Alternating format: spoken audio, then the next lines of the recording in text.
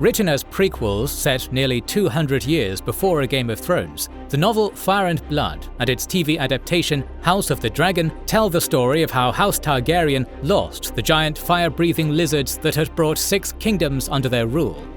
In a brutal civil war, which pitted the court of Queen Rhaenyra Targaryen against the supporters of her half-brother, King Aegon II, the Worm Riders of the Targaryen family twined in a terrible dance of fire and claws until mounts and masters alike plummeted from the skies. It was the fate of every single Dragonrider who fought in the Dance of the Dragons to die a grisly death, all except for one. This survivor was the most unique of them all, for she had no blood ties to the royal house of Targaryen or ancestral heritage to the dragon-riding empire of Old Valyria. This lone survivor was named Nettles, a homeless orphan and the lowest of the lowborn who tamed one of the most dangerous magical monsters in the history of Westeros and survived a draconic slaughterhouse that took down an entire generation of Targaryens.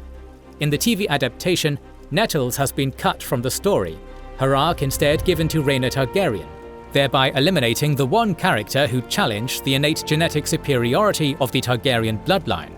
As many fans of the original novel find this decision puzzling, this video is dedicated to exploring the life and times of Nettles, the street urchin who became the mother of a dragon. And if you want to see a Wizards and Warriors video about your fantasy characters, then you'd better set yourself up for success with today's sponsor, World Anvil. This software connects world building, writing, marketing, and even gaming into one platform. When you're building your own world, you're going to need to store the histories, maps, timelines, relationship diagrams, character profiles, item descriptions, and whatever else you'll need. But better than just having them is connecting them, and that's what makes World Anvil such an amazing writing tool. You're writing back and forth between your world Bible and the story text, connecting the pieces so that both you and your collaborators never miss a detail. And as you might imagine, the World Bible, a massive codex of lore on your world, will become a work of art unto itself. You can make it public to build hype and show it off too. It's all super easy to use and learn, and supports the writing process from the very first press of a key right up to publication. Even better, you can get it for less than half price with our viewers' discount. Just visit worldanvil.com via our link below and use the code WW for 51% off a yearly subscription to everything World Anvil has to offer. To both fans of the Song of Ice and Fire franchise and the in-universe denizens of the 7 Kingdoms of Westeros, the image of a Dragonrider is that of a dazzled, platinum-haired, purple-eyed royal in shining silver armor, their bejeweled fingers curled around the filigreed handle of a Valyrian steel blade. Nettles, in contrast, was a dark-haired, brown-skinned, foul-mouthed, filthy street urchin. Unlike the princes and princesses of the realm, whose lives are meticulously recorded in the Maester's annals, little is known about the origin of the homeless girl known as Nettles. The novel Fire and Blood is presented to us by the in-universe Archmaester Gyldain, who compiles 3 older in-universe sources, none of which can trace Nettles' pedigree with any certainty. Ever the most colourful of the 3 commentators, the dwarf Jester Mushroom claims she was born to a dockside whore on the island of Driftmark, the seat of House Velaryon. With skin darker than that of the majority Andal-descended population of Westeros, it is likely that Nettles' ancestors hailed from Essos, a continent the seafaring Valyrians would certainly have travelled to and traded with. It was upon the continent of Essos that the ancient dragon riders of Valyria once ruled. And if Nettles had some distant Valyrian blood, then it may explain her remarkable accomplishment down the line. Yet she bore no trace of the Valyrians' distinctive light eyes and platinum hair in her features. And while it is true that later Targaryen princes also lost these features once they started outbreeding instead of inbreeding, there is still no physical evidence to suggest that the dark-haired, dark-skinned Nettles bore any pedigree from the dragon masters of old. Nettles' journey from gutter snipe to Dragonrider began with an event known as the Red Sowing. Early in the war, Queen Rhaenyra had already lost 2 dragons and their riders, with both her young son, Prince Lucerys, and the elderly Princess Rhaenys perishing alongside their reptiles at the hands of the one-eyed Prince Aemond and his mount Vhagar, by far the largest, oldest and most dangerous dragon in existence. With King Aegon II's Green Council in control of King's Landing, and Rhaenyra's Black Council ruling in exile on the island of Dragonstone, both sides of the civil war understood that dragons, not armies, would win them the war. Thus, if the Blacks were to stand a chance against Aemond and the dreadworm Vhagar, then they would need more riders. On the island of Dragonstone, there lived 6 riderless dragons. If these dragons could be bonded to new masters, who would ride into battle alongside Queen Rhaenyra, then victory was all but guaranteed. The only issue was that Targaryen princes were dropping like flies at the moment, and there was a shortage of legitimate members of the royal family. It was common knowledge of the realm that only the royal Targaryen family, by virtue of their old Valyrian blood right, were capable of taming and riding dragons. However, the Targaryens were not the only ones with Targaryen blood. Over the century of their rule, many a Targaryen princess had been married off to lesser houses, while many a Targaryen prince had sired illegitimate children with myriad servant girls, prostitutes, and any other pretty lowborn who took their fancy. Consequently, both Dragonstone and the surrounding crownlands were replete with minor nobles and fatherless lowborns with the blood quantum to mount a dragon's back and bend its mind to submission. So it was that, on behalf of his queen mother, the Crown Prince Jacaerys issued a call to all Targaryen bastards, inviting them to come to Dragonstone and claim a dragon. Any who succeeded would be granted knighthood and lands. Their sons would become nobles, their daughters would marry lords, and they would have the honour of fighting alongside the Crown Prince of Westeros. Enticed by this once-in-a-lifetime offer, Targaryen-blooded minor lords and lowborn bastards from across the Crownlands took up the seemingly impossible trial of overcoming the will of a giant flying napalm machine and becoming its master. According to Archmaester Munchen, one of the 3 in-universe sources for Fire and Blood, over 16 souls were either burnt to death or eaten by the dragons they attempted to mount, with a further 48 severely maimed or seared. Amidst the carnage, 3 new dragon riders emerged. The pale grey dragon Seasmoke was claimed by the sailor Adam of Hull, the bronze dragon Vermithor by the blacksmith Hugh Hammer, and the moonlit dragon Silverwing by the man-at-arms Ulf the White. Thus far, each of these 3 new dragon riders was light-eyed and white of hair, confirming their Targaryen or otherwise Valyrian ancestry. Moreover, the Great Worms had known previous riders in the past and were accustomed to humans. These conventions would be broken by the 4th and final new dragon rider to emerge. Soaring free across the Crownlands, the feral drake known as Sheepstealer was, alongside Cannibal and Grey Ghost, one of the 3 wild dragons known to live on Dragonstone.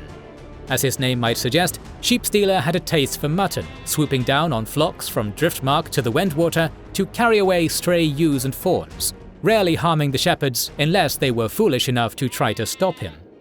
The ugliest of his species, Sheepstealer was described as having scales that were mottled and mud-brown, and is depicted in the TV adaptation with a delightfully hideous underbite and a set of mangled teeth. True to his grotesque appearance, Sheepstealer was also the most vicious-tempered of all the beasts, killing more would-be riders than the other dragons combined. Of all the tall, stout and courageous men who ended up in Sheepstealer's belly, it was a 16-year-old guttersnipe girl, Nettles, who managed to tame the beast. Day after day, Nettles brought the cantankerous serpent a freshly slaughtered lamb, and day by day, Sheepstealer grew more accustomed to her presence.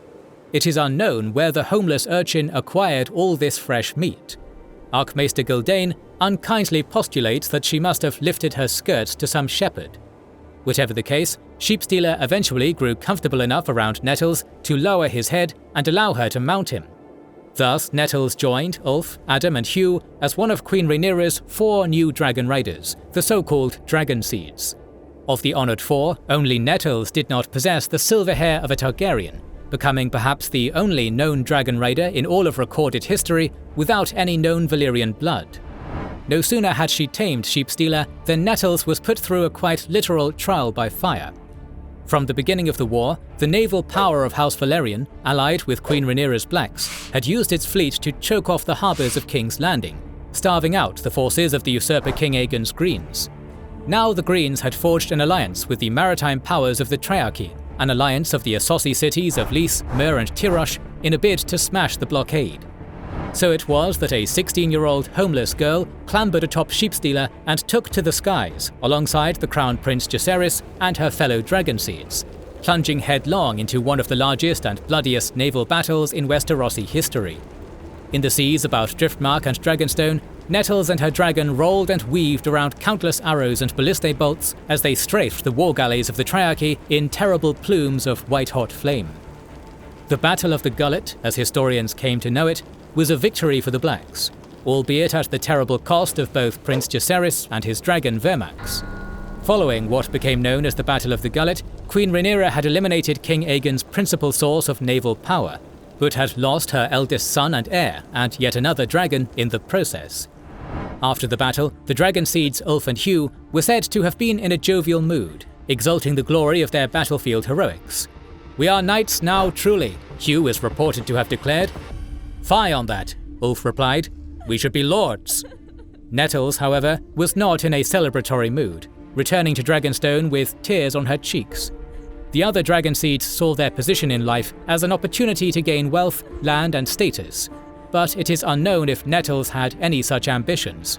Her heart, it seemed, still lay with the common folk she had risen from, and ached for all the low-born soldiers who now lay at the bottom of the gullet. Elsewhere in Westeros, the war raged on. Aemond and Vhagar had been holding the fort in King's Landing, but as the Green's allies suffered a string of defeats in the Riverlands, the prince and the largest dragon in Westeros spread their wings and departed for the region to turn the tide. This left the royal capital perilously undefended, an opportunity Rhaenyra leapt upon. So it was that the Black Queen, joined by Nettles, the other dragonseeds, and her uncle husband Daemon Targaryen, crossed the waters from Dragonstone to King's Landing on Dragonback.